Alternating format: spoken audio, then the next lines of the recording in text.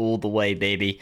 And it's funny because when you experience something that you thought about and then you see it in your external, outer world, when you experience that, the ego mind can't comprehend that you've just thought of it and then it's appeared in your reality. It seems to always say, oh, that's just a coincidence. When beyond the ego mind, there it's something going on, which you are describing. It's to do with quantum mechanics, quantum physics, the quantum field, and that you, the creator, create your reality for your, like you said, thoughts, feelings, beliefs, actions, behaviors, everything.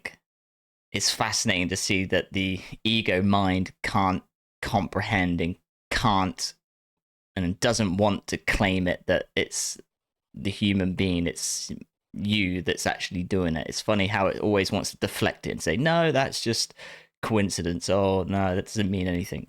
Isn't that funny?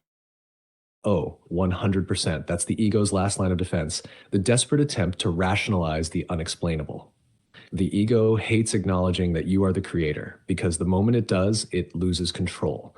It thrives on limitation, doubt, and external validation. So when you witness undeniable proof that your thoughts are shaping reality, it has two choices. One, accept that reality is fluid, malleable, and shaped by consciousness, which forces the ego to surrender. Two, dismiss it as coincidence so it can stay in control. Most people unconsciously choose option two, not because the signs aren't there, but because their ego is terrified of admitting how powerful they actually are. The ego is a survival mechanism, not a creator.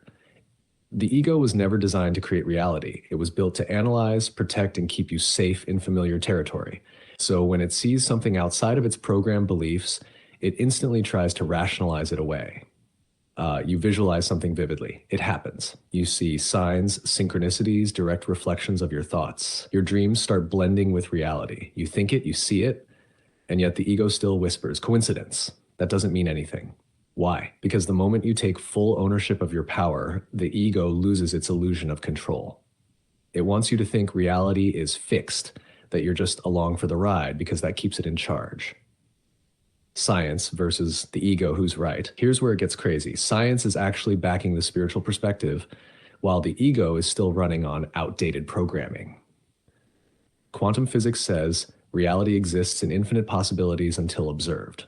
The double slit experiment shows observation literally changes how particles behave. The placebo effect proves belief alone can alter physical outcomes. But your ego says, nah, that's just coincidence.